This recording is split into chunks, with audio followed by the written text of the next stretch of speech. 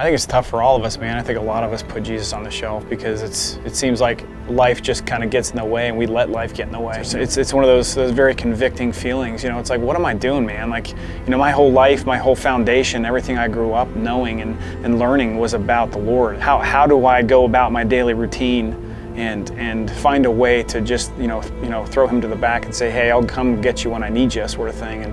And it just seems like in our darkest and worst moments is when our faith seems to kick in again. And I think we do that a lot, and it's something that I think that human element that we all share, that it's just we get focused on the wrong things. And I think as Christians, we tend to use God as ammunition against a lot of things in the world, and pull them off the shelf when we need them, and throw them in people's face. And quote unquote Christians, I don't think there were any of the red guys. We're not into that. Try every single day. It's tough, man. It really is. Especially you get wrapped up in this whole music business and the things that are they're demanded of you. And sometimes we get in pretty sticky situations where thankfully through the grace of God, we have a foundation that finds that helps us find our way and navigate through some pretty tough decisions.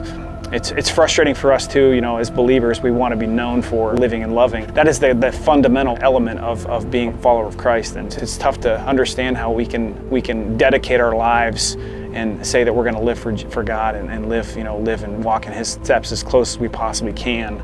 And then sometimes you wouldn't know it. You wouldn't know it by looking at someone, that there's something different about them, that there's something, that grace has taken the negative things out of their lives and changed them into a person that's living and loving, and that wants to be, that people want to be around. So it's tough, but I think that if you focus on that and that conviction is strong, I think that's where our foundations they'll kick in, because it's a conviction that we share every single day. And I think that if your foundation's strong, you're gonna feel convicted, and you should.